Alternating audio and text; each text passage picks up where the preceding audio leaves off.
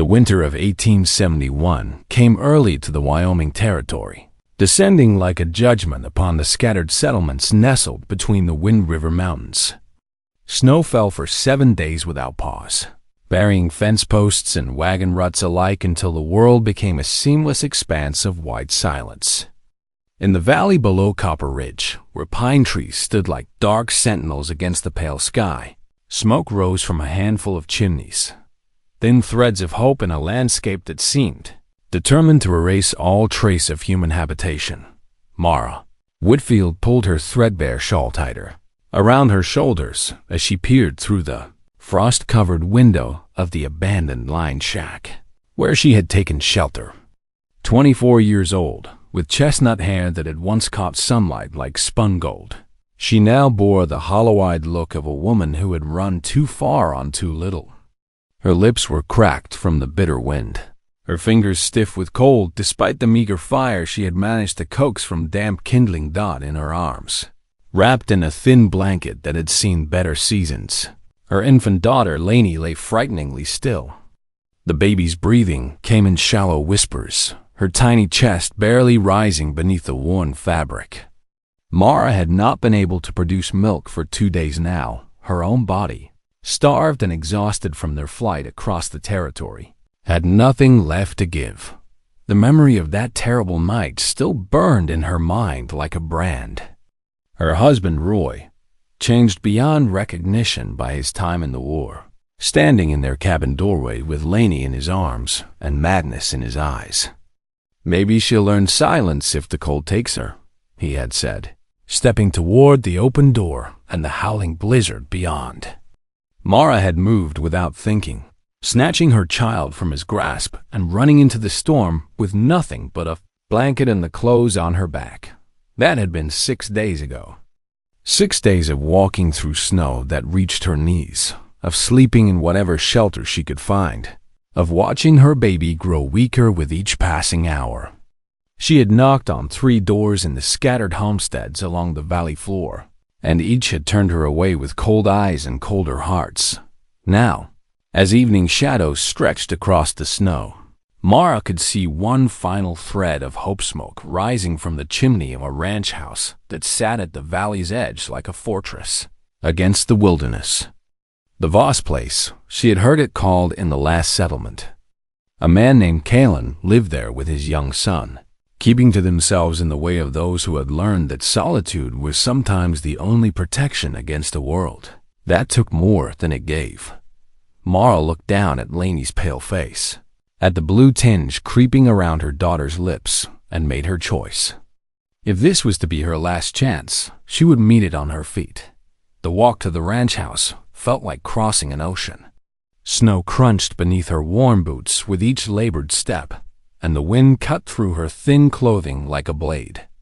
By the time she reached the porch, her legs were trembling not just from cold, but from the weight of what she was about to do. The door was solid oak, weathered but strong, with lamplight glowing warm and golden behind the frosted glass. Mara raised her fist and knocked once, then again when no answer came. Inside, she could hear the sound of boots crossing a wooden floor, and then the door opened. The man who appeared in the doorway was tall and broad-shouldered, with graying hair and eyes the color of winter storm clouds. Kalen Voss looked like he had been carved from the same rugged stone as the mountains themselves weathered, enduring, marked by seasons of hardship. He held a lantern in one hand, and his rifle leaned within easy reach against the doorframe. For a long moment, they simply stared at each other, the desperate woman and the wary rancher, separated by the threshold that might as well have been a canyon. Then Mara found her voice, cracked and thin as winter ice. "Please, sir," she whispered, her breath forming clouds in the frigid air. "I'm just asking for a piece of bread. Something to help me make milk for my baby." Kalen's eyes moved to the bundle in her arms, taking in the stillness that no healthy infant should possess. His weathered features revealed nothing of his thoughts, but something shifted behind those storm-gray eyes, a recognition, perhaps, of a desperation he had once known himself. When he turned as if to go back inside, Mara felt her heart break. Not again. Not when they were so close to warmth, to hope, to life itself. No, wait, she cried, dropping to her knees in the snow that had drifted onto the porch.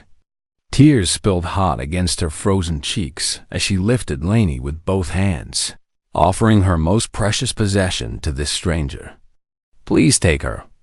Take the bread and take her. I just want her to live. The words tore from her throat like pieces of her soul. You can keep her. She deserves a warm home, and her voice broke completely. I can't give her that. I've tried, but I can't. Inside the house, a fire crackled softly in the hearth. Somewhere in the back rooms, she could hear the faint sound of a child's voice, Kaylin's son.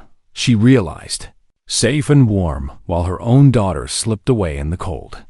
Kaylin Voss stood motionless for what felt like an eternity, his eyes moving between the desperate mother and the dying child. Then, without a word, he set his lantern aside and stepped forward. His movements were deliberate, careful, as if he understood that this moment balanced on the edge of a knife. He removed his heavy coat, revealing a flannel shirt that spoke of long days working the land, and wrapped it around both mother and child. His hands, roughened by years of ranch work, were surprisingly gentle as he tucked the warm fabric beneath Mara's chin.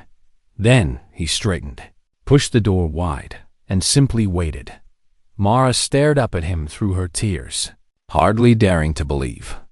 When she struggled to rise on numb legs, his strong arm came beneath hers, steady and sure, guiding her across the threshold into the blessed warmth within.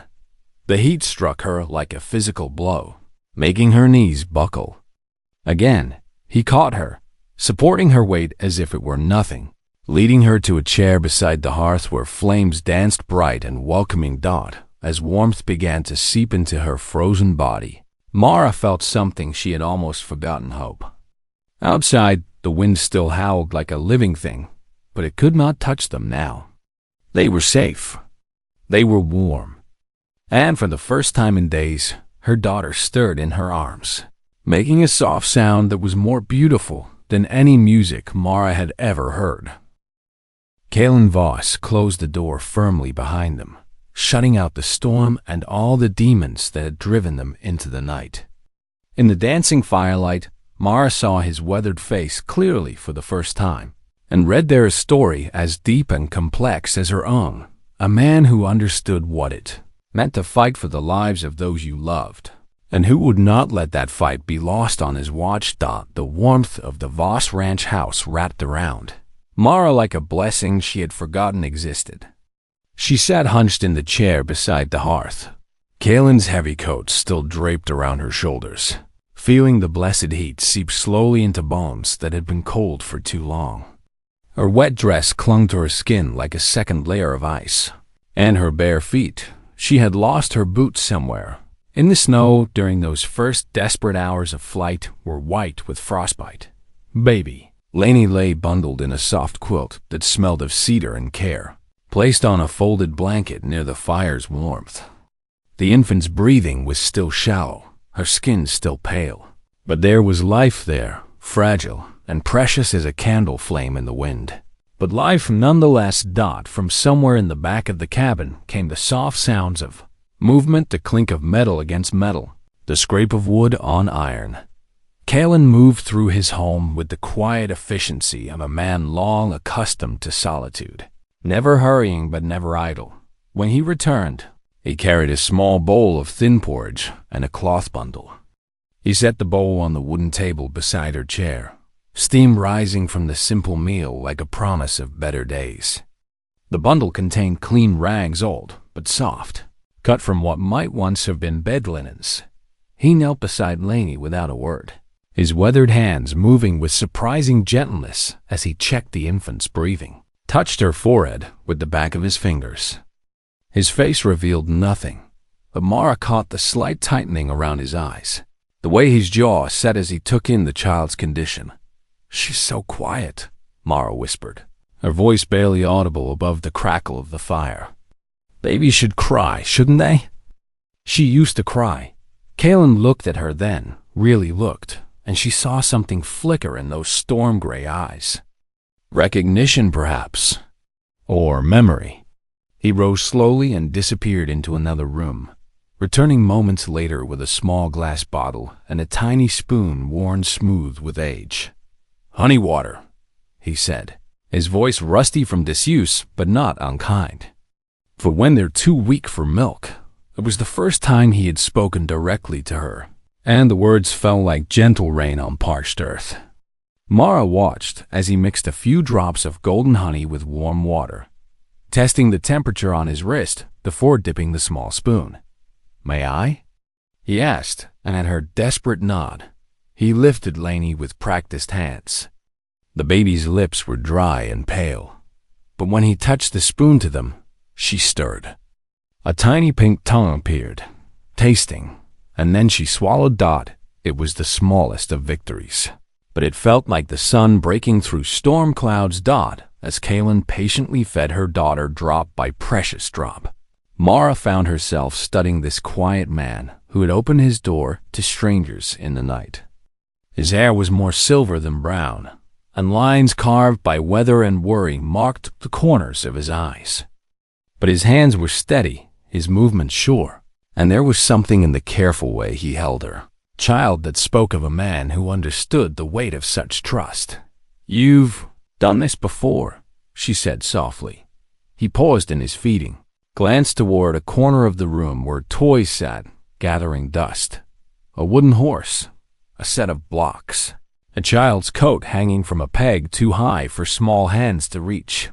"My wife," he said simply. "She had trouble nursing. We learned to make do." The past tense hung in the air between them like smoke. Mara didn't ask what had happened. Some sorrows were too deep for words from strangers. Instead, she reached for the bowl of porridge with shaking hands, grateful beyond measure for this small kindness in a world that had shown her precious little. The food was simple but nourishing, flavored with salt and dried herbs. As warmth spread through her body, Mara felt strength returning by degrees. Not much, she was still hollow-eyed and weak from days of running, but enough to sit straighter, to think more clearly. "I don't know how to thank you," she began. But Kaelin shook his head.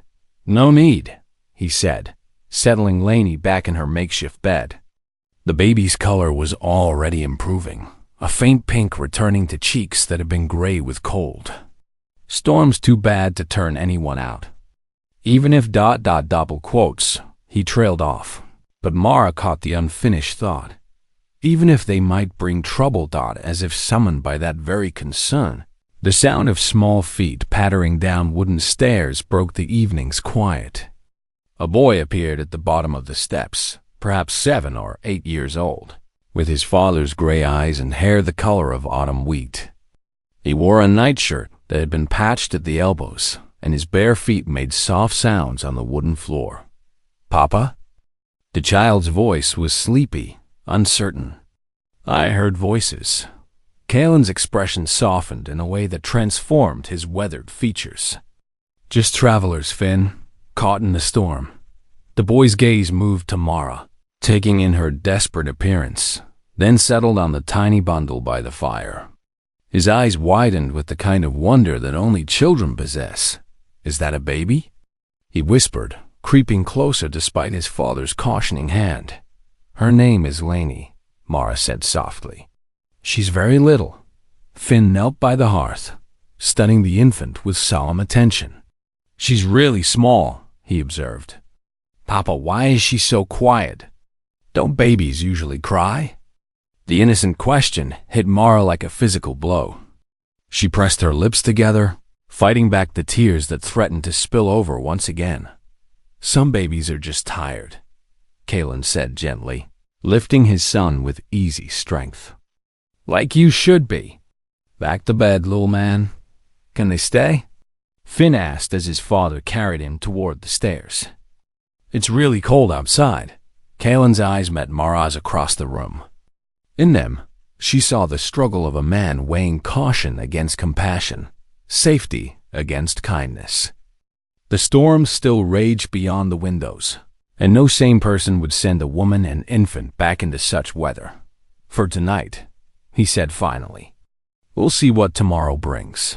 As father and son disappeared up the stairs, their voices fading to a gentle murmur, Mara was left alone with her thoughts and the blessed warmth of the fire. For the first time in days, she allowed herself to hope not for rescue, perhaps, but for something even more precious. Time. Time for her daughter to grow stronger, for the storm to pass, for some solution to present itself that didn't end in tragedy.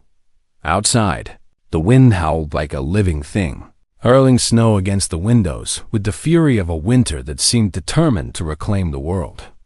But inside the Voss ranch house, a fire burned steady and bright, and two strangers found shelter from more than just the storm. It was, Mara thought as sleep finally began to claim her. The first kindness she had known in longer than she cared to remember. Dawn came gray and muted, filtered through windows still thick with frost and the endless fall of snow. Mara woke to the sound of splitting wood and the welcome crackle of a fire being built up for the day.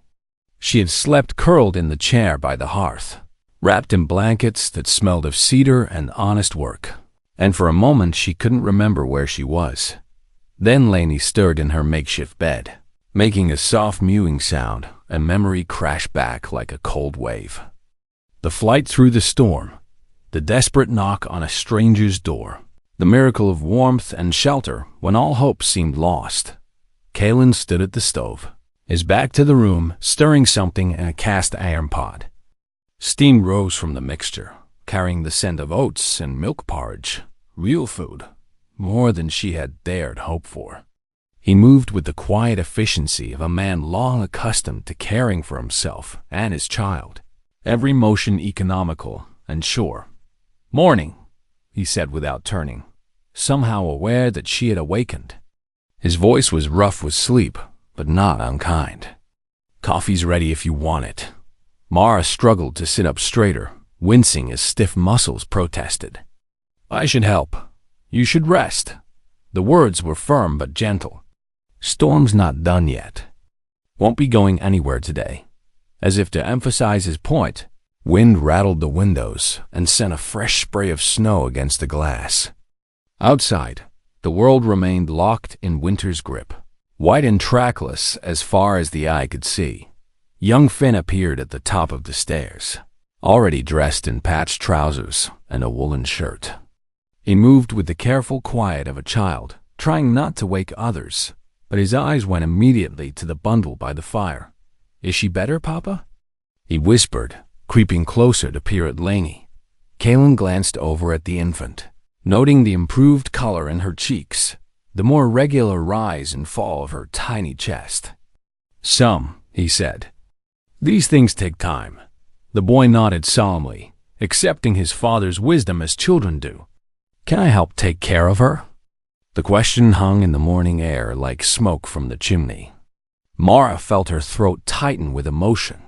This child, this sweet boy who had never met them before yesterday, already claiming some small guardianship over her daughter. "If your papa says it's all right," she managed. Kalen studied his son's earnest face, then nodded slowly. "Gentle hands," he warned. "And only when I'm watching." The day passed in a rhythm as old as winter itself.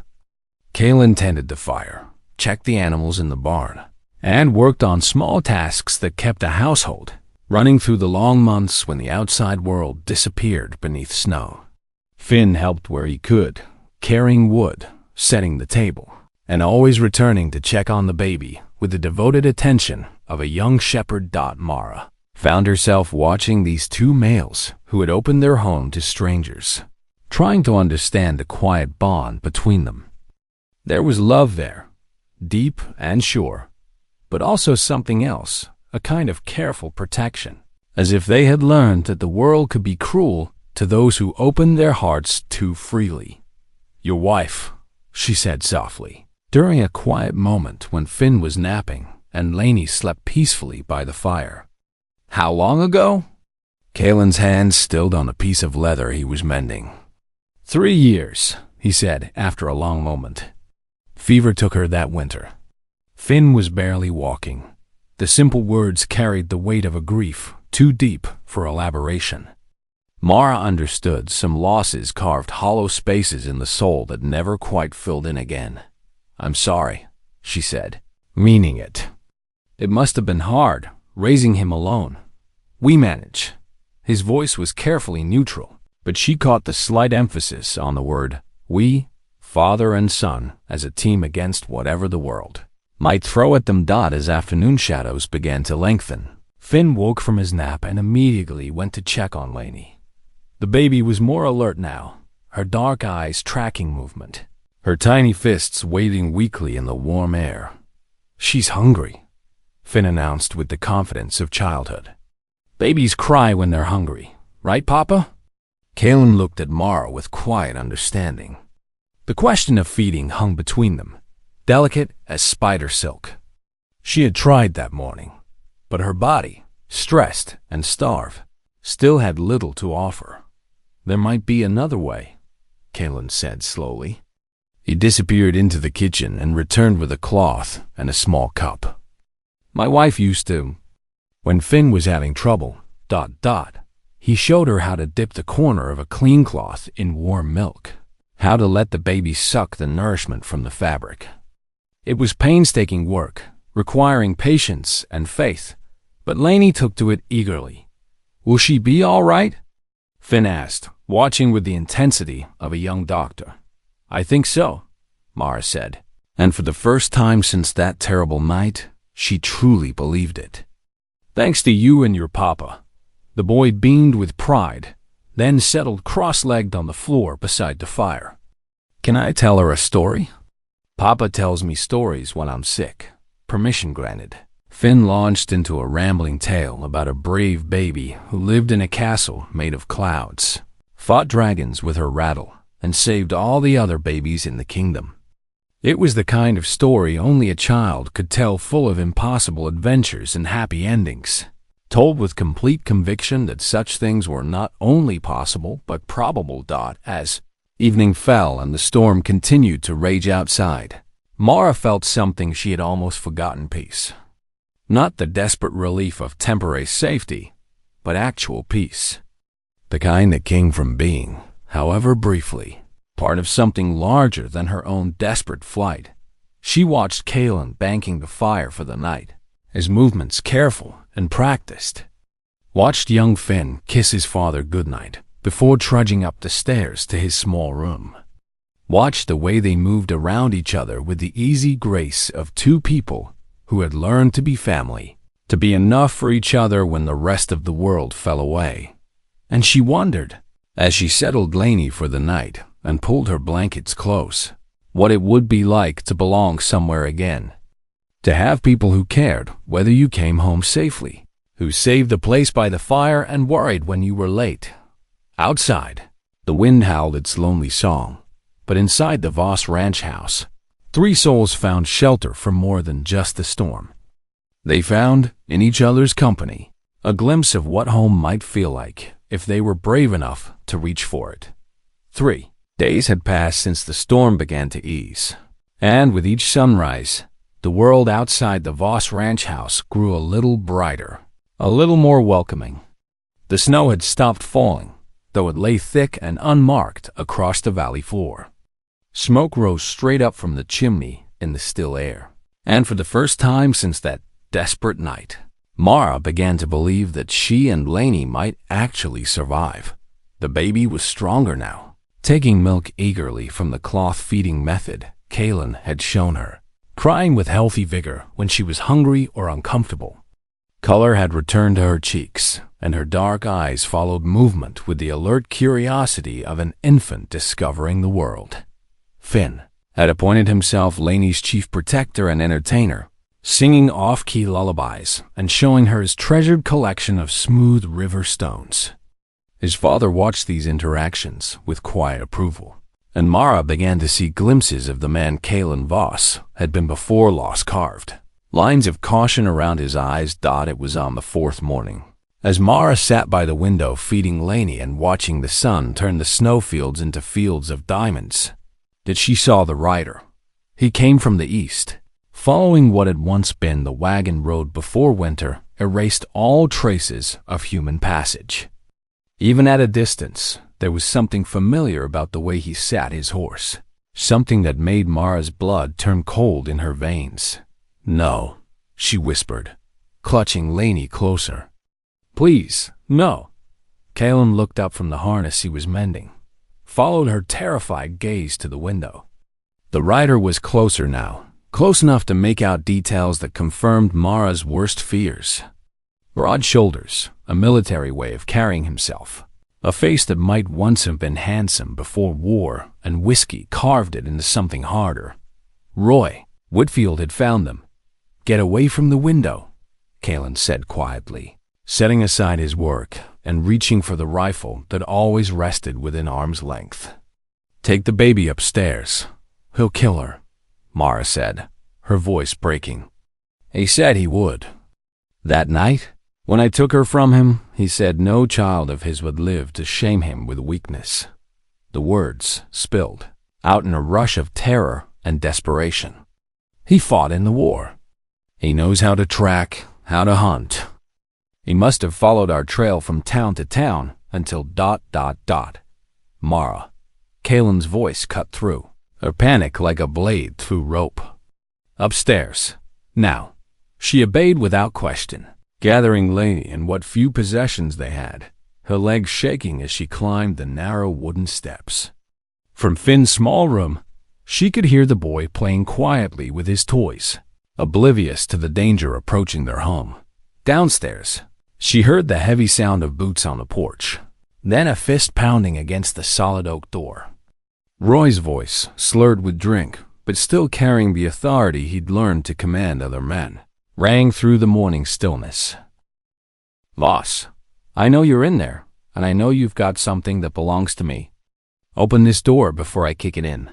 Mara pressed her face to the frost-covered window of the upstairs bedroom, watching as Kalen stepped out onto the porch. He moved with the same quiet confidence he brought to every task, the rifle held easy in his hands but ready for action. "Morning, Whitfield," he said, his voice carrying clearly in the still air. "You're a long way from home. Don't play games with me." Roy swayed slightly in his saddle, and Mara could smell the whiskey even from her hiding place above. "I tracked that woman and her brat to your door. They're mine, and I'm taking them back. The way I hear it," Kalen said mildly, "she left of her own free will. Woman's got a right to do that, last I checked." Roy's laugh was ugly, bitter. "Woman's got rights only as long as her husband says she does. That's my wife up there, and that's my child. You got no business interfering in family matters." Family. The word came out of Kalen's mouth like something distasteful he was spitting on the ground. "That what you call threatening to leave a baby out in a blizzard?" For a moment, Roy seemed taken aback. Then his face darkened with rage. "She tell you that?" That lying witch would say anything to get sympathy. "I never. She didn't have to tell me anything," Kalen interrupted. "Saw the evidence for myself. Woman doesn't run into a snowstorm with a baby unless she's running from something worse than freezing to death." The two men stared at each other across the porch railing, and Mara could feel the tension crackling between them like electricity before a storm. Roy's hand moved to rest on the pistol at his hip, a gesture that might have seemed casual if not for the murder in his eyes. "Last chance, Voss," he said. "Send them out, or I'll come in and get them." Kalen's response was to take one step forward, his own weapon rising to a more obviously threatening position. "I don't think you will. You willing to die for strangers?" The question hung in the cold morning air like smoke from a gun barrel. Mara held her breath, waiting for Kalen's answer, knowing that her life and her daughter's depended on the words of a man who owed them nothing. "I'm willing to die for what's right," Kalen said simply. "Question is, are you willing to die for what's wrong?" Roy's face twisted with fury, but underneath the rage, Mara could see something else: uncertainty. He had expected to intimidate a simple rancher, to take what he claimed by right of force and possession. He had not expected to face a man who would stand his ground. "This ain't over," Roy snarled, jerking his horse's head around. "I'll be back with the law. That woman's a kidnapper, and I got papers to prove it." "You do that," Kalen said calmly. "Bring the sheriff if you want. But until then, they stay here." Roy spurred his horse savagely, sending snow flying as he galloped away toward town. Mara watched him go, tears of relief and gratitude streaming down her face, until he disappeared among the distant trees. Downstairs, she heard Kalen's boots on the wooden floor, heard him checking the locks on the doors and windows. When she finally made her way back to the main room, she found him standing by the fire, staring into the flames with an expression she couldn't read. "He meant it," she said softly, "about coming back with the law. Roy's family has money, influence.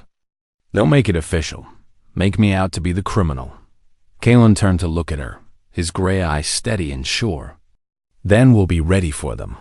The simple statement carried the weight of an oath, a promise that this quiet rancher had just made to stand between her and the forces that would destroy her. Mara felt her knees go weak with emotion, not fear this time, but something deeper and more dangerous, that hope. The kind of hope that could break a woman's heart if she let herself believe in it too fully. But as she looked into Kalen Voss's weathered face, as she saw the quiet determination there, she found herself believing anyway. Found herself trusting in the strength of a man who asked for nothing in return for his protection, except the chance to do what was right. Outside, the morning sun climbed higher in a sky the color of winter steel, and somewhere in the distance, Roy Whitfield rode toward town with vengeance burning in his whiskey-soaked brain. But inside the ranch house, three people who had become something more than strangers prepared to face whatever came next together. The battle lines had been drawn, and there would be no backing down. The sheriff arrived 2 days later, riding alongside Roy and another man Mara didn't recognize, a well-dressed gentleman with the soft hands and calculating eyes of someone more comfortable in courtrooms than on horseback.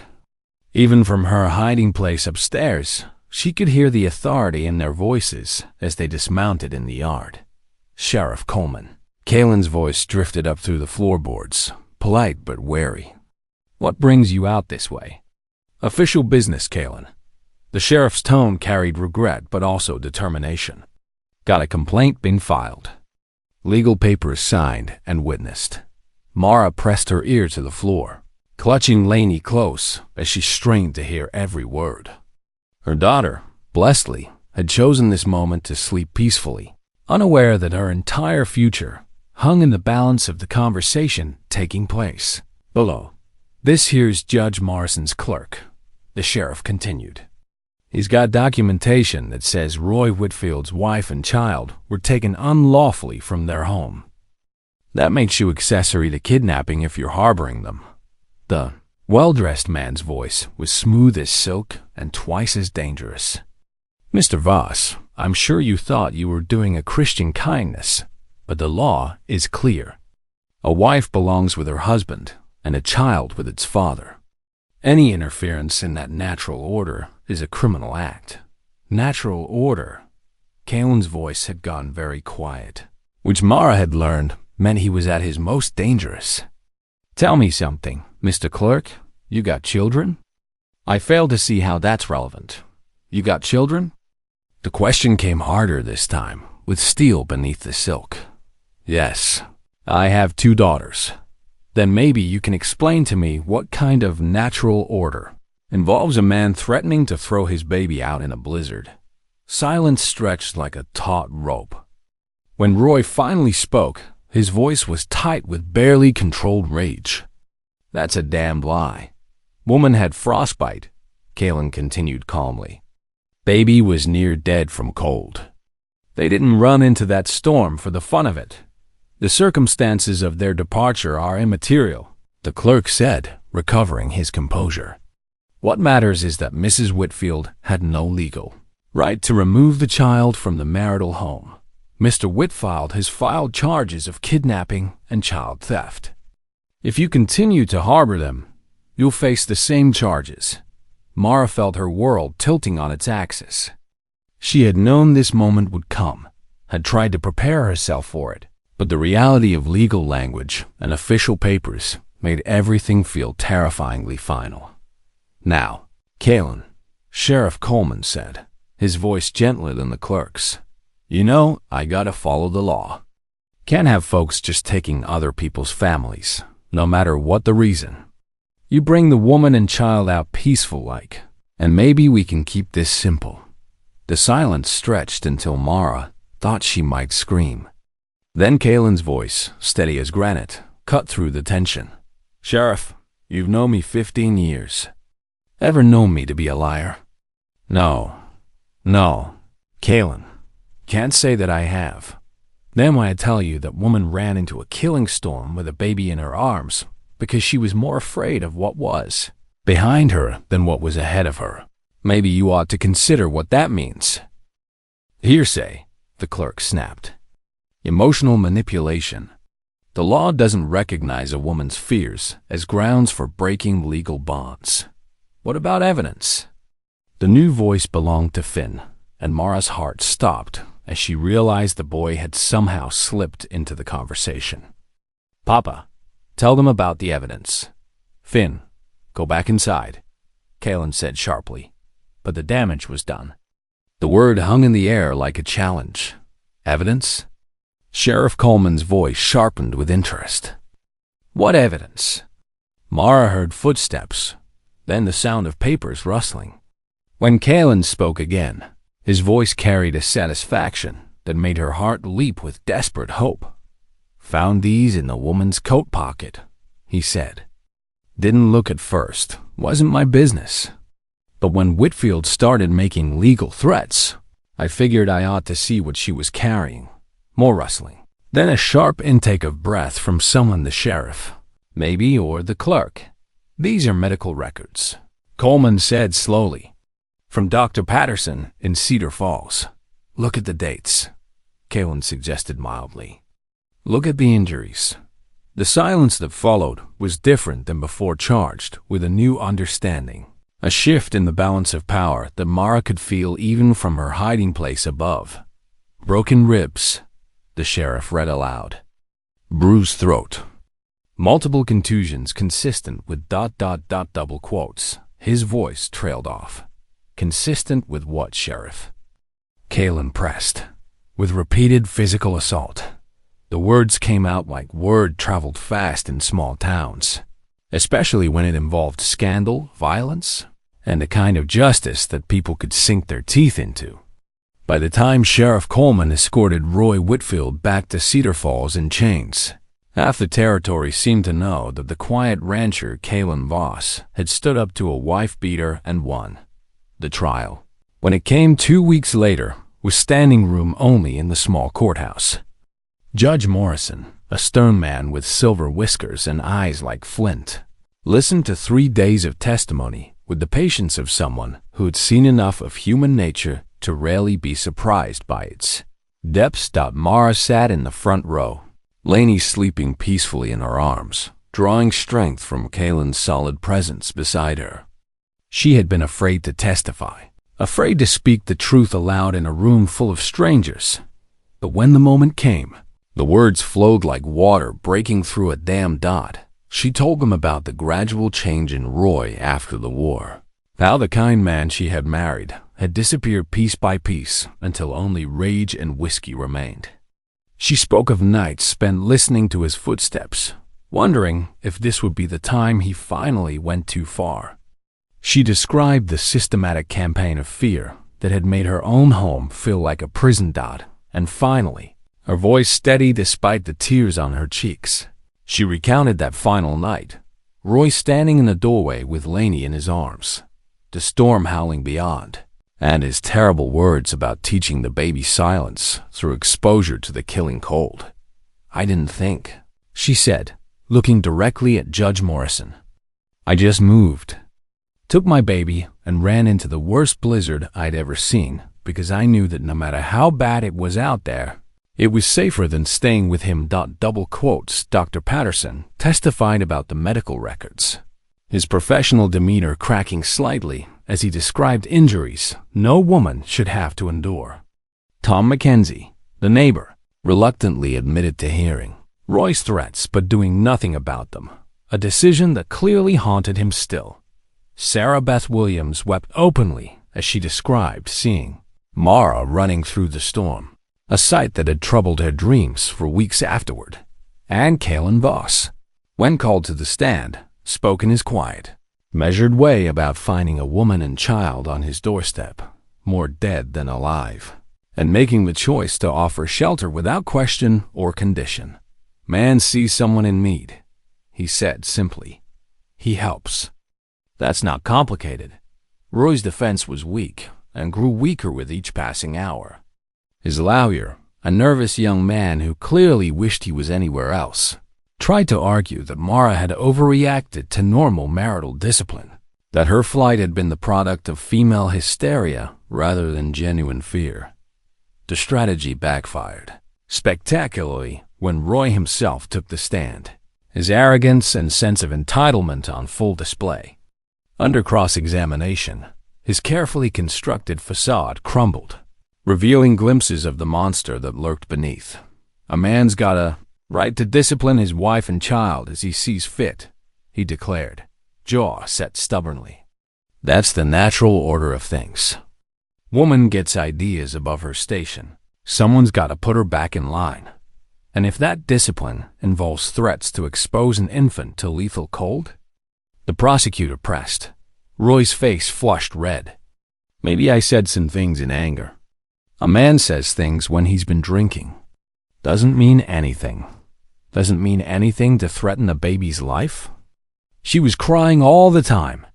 The words exploded out of Roy like poison finally reaching the surface. Never stopped crying, keeping me awake, making noise when I needed quiet. Sometimes a man thinks about what it would be like if the noise just stopped. The courtroom erupted in shocked murmurs, quickly silenced by Judge Morrison's gavel. But the damage was done. In his anger, Roy had revealed the truth that no amount of legal maneuvering could disguise. The jury deliberated for exactly 17 minutes. Guilty, the foreman announced, of assault, battery, and criminal threats against both Mrs. Whitfield and the infant child. We recommend the maximum penalty allowed by law. Judge Morrison's sentence was swift and severe. 5 years hard labor for the assault charges, with an additional 2 years for the threats against the child.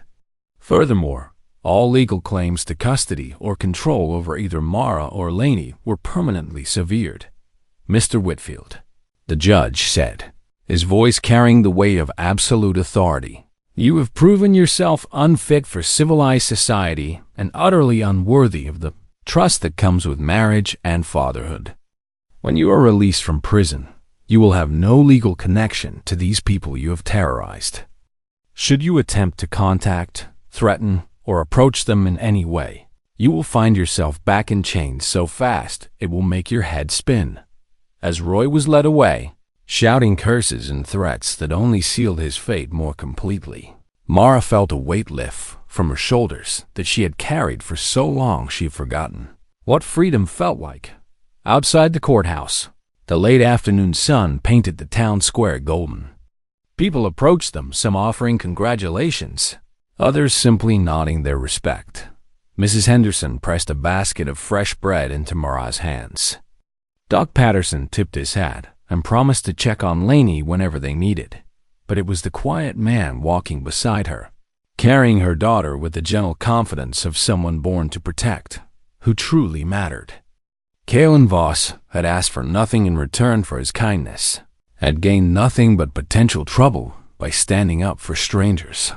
And yet, as they walked toward the wagon that would carry them back to the ranch house that had become home, Mara found herself wondering if perhaps he had gained something after all. The way young Finn had taken her hand during the trial's most difficult moments, the way Laney reached for Kalen when she was fussy, the way silence between them had transformed from awkwardness to comfort. These things suggested that their small family had found something precious in each other, something worth protecting, something worth fighting for, something that, with time and care and the kind of love that grew quietly in the spaces between words, might just be strong enough to heal all their wounds.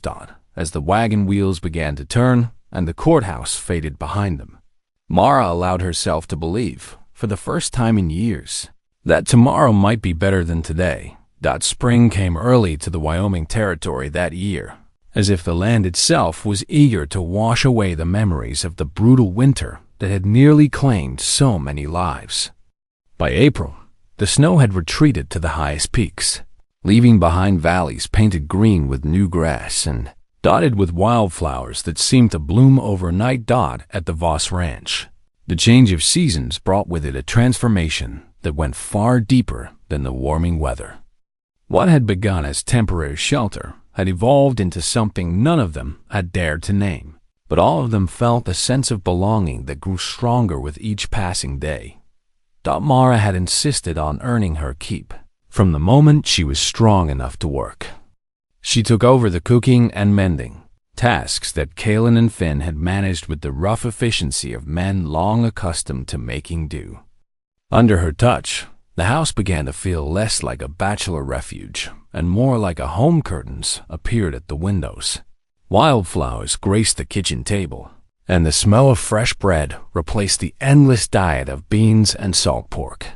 "You don't have to do all this," Kaylin told her one evening as she served a supper of pot roast with vegetables from the garden plot she had coaxed back to life. "I want to," she replied simply. This is the first place I've felt safe and longer than I can remember. Let me show my gratitude the only way I know how." But gratitude was only part of it, and they both knew it. The other part was harder to name, more dangerous to acknowledge. The way her heart quickened when she saw him walking across the yard at sunset, the way his eyes followed her as she moved around the kitchen, the way small touches, a hand on her shoulder, fingers brushing as they passed a cup, seemed to carry the weight of unspoken promises. Young Finn, with the intuitive wisdom of childhood, seemed to understand what the adults were still too cautious to voice. He had taken to calling Mara Mama Mara when he thought no one was listening, and his devotion to baby Lainey was absolute. He appointed himself her guardian and teacher, showing her how to stack blocks, how to clap her hands, how to laugh at his silly faces. "When Lainey gets bigger," he announced one morning over breakfast, "I'm going to teach her to ride horses and catch fish and tell scary stories that aren't too scary." "That's a fine plan," Kaylin said solemnly, treating the boy's words with the gravity they deserved. "Papa," Finn continued, his young face suddenly serious, "are Mama Mara and Lainey going to stay with us forever?" The question hung in the morning air like smoke from the chimney, impossible to ignore. Mara felt her cheeks warm as she busied herself clearing the table, acutely aware of Kaylin's thoughtful gaze. "Would you like them to stay?" Kaylin asked his son. "More than anything," Finn said without hesitation. "We're a family now, aren't we?" "Families stay together, out of the mouths of babes." Mara found herself holding her breath, waiting for Kaylin's response to words that cut straight to the heart of everything they had been. "Dancing around for weeks, I reckon," Kaylin said slowly. "That's something we'd all have to decide together." That afternoon, while Finn played with Lainey in the shade of the big oak tree and the baby napped in her basket, Kaylin found Mara hanging laundry on the line she had strung between the house and the barn. The domestic scene felt so natural, so right, that it was hard to remember a time when this hadn't been their life. "Been thinking about what Finn said," Kaylin began without preamble, his hands working to help her hang the heavy quilts, Mara's fingers stilled on the clothespins. "He's young. Children see things clearer than adults sometimes," Kaylin interrupted gently. "See what is instead of what was or what might be." They worked in silence for a moment, the weight of unspoken words pressing between them like a held breath. "I know this isn't," What you planned when you opened your door that night, Mara said, finally. Taking in strays. Playing house with a woman on the run from her past. Mara. Her name on his lips stopped her mid-sentence. When she looked up, she found him watching her with an expression she had never seen before: open, vulnerable, hopeful. What if it was exactly what I planned? What if I've been waiting my whole life for someone to knock on that door? The clothespin fell from her nerveless fingers. Kalen ... double quotes. I loved my first wife, he said quietly. Loved her with everything I had. When she died, I thought that part of me died too.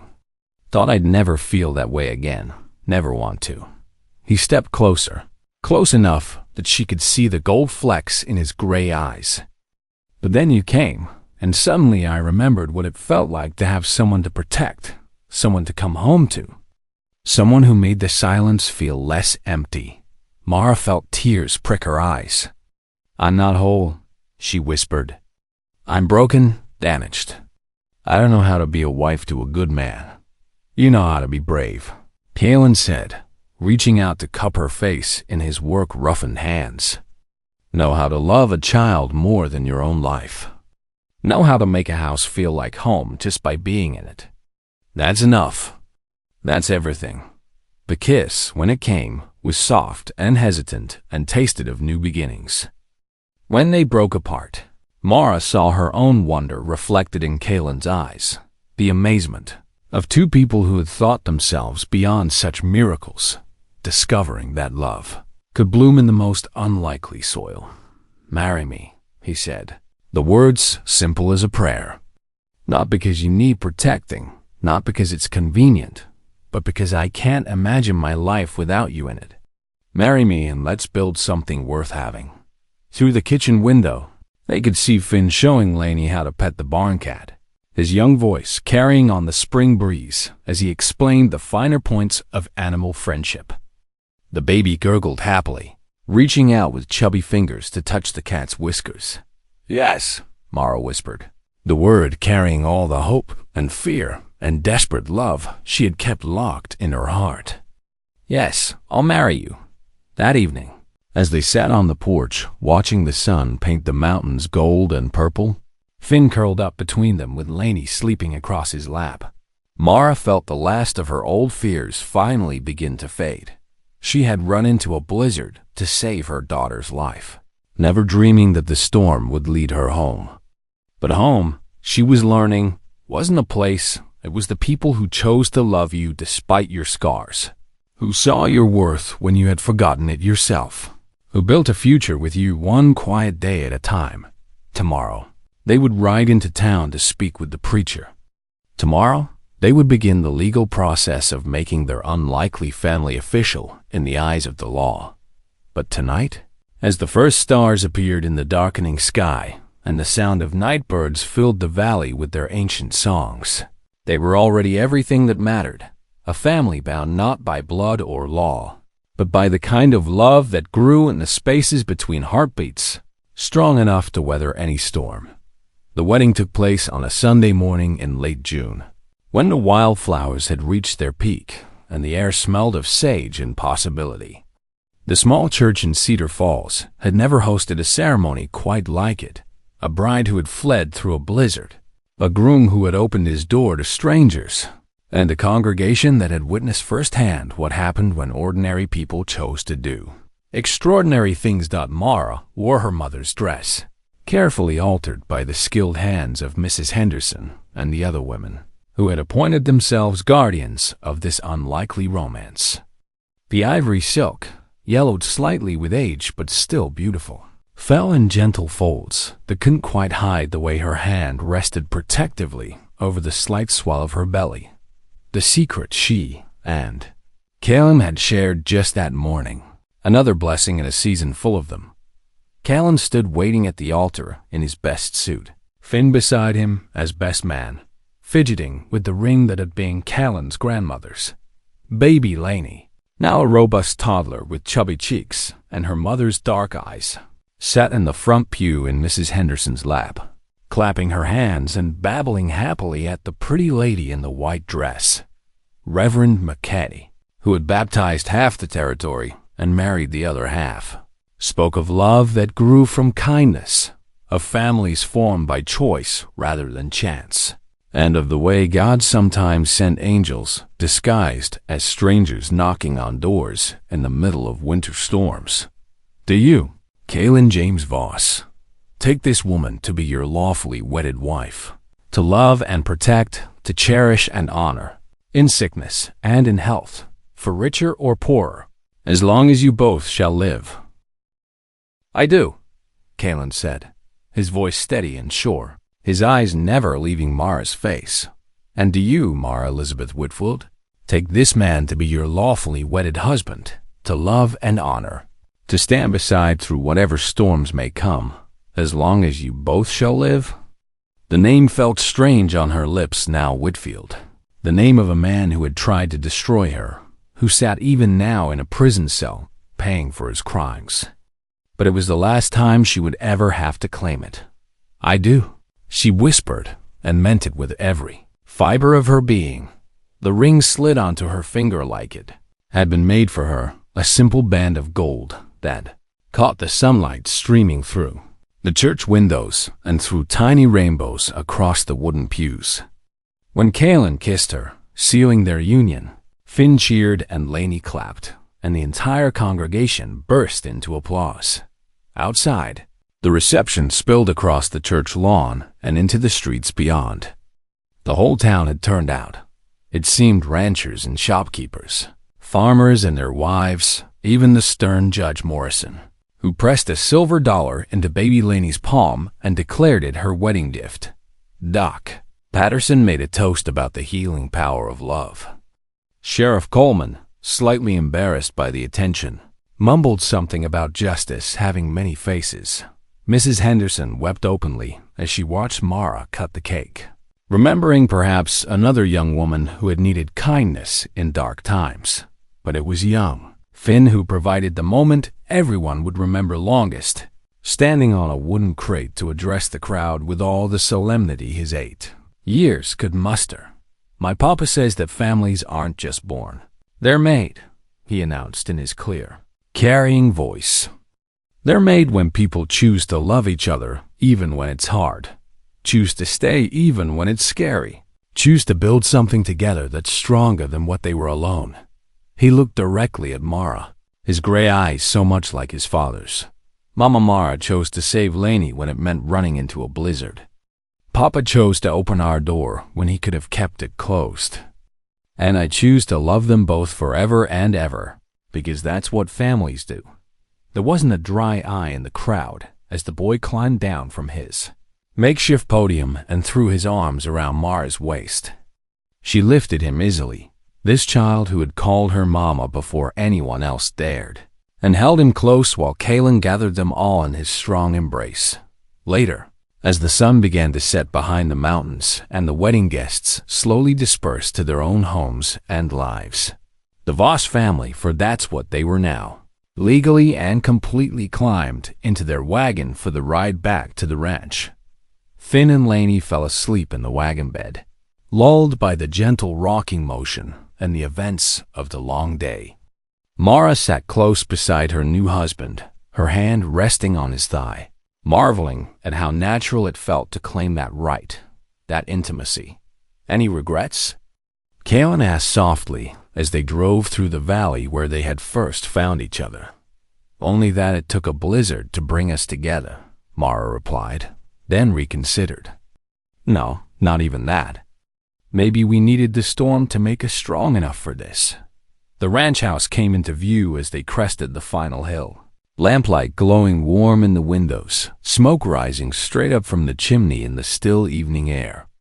It looked exactly as it had that first desperate night when Mara had stumbled toward it through the snow solid, welcoming, safe, but now it was more than shelter.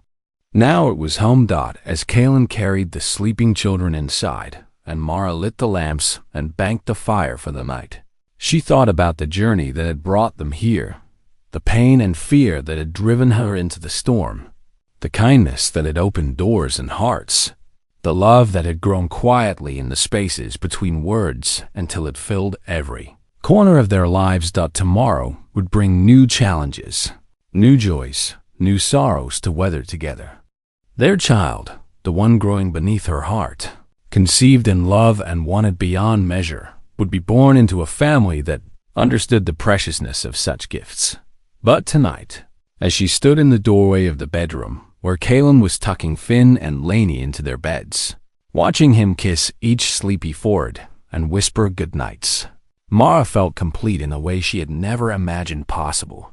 She had begged to trade her baby for bread. On the coldest night of her life, desperate and broken and certain that death was the only alternative to despair. Instead, she had found life, not just survival, but the kind of abundant, generous life that comes when people choose love over fear, hope over resignation, family over isolation. The rancher had said nothing that terrible night, had simply taken both mother and child into his home and heart. In doing so, he had saved more than their lives. He had saved their capacity to trust, to hope, to love again. Outside, the Wyoming wind sang its eternal song through the valleys and peaks, carrying the scent of sage and snow, of seasons turning and time passing, of all the stories yet to be written in the big sky country, where love could bloom in the most unlikely soil and families could be forged in the heart of winter storms. Inside, the Voss family slept safe and sound, dreaming of tomorrow's possibilities, secure in the knowledge that whatever storms might come, they would weather them together, as they had always been meant to do.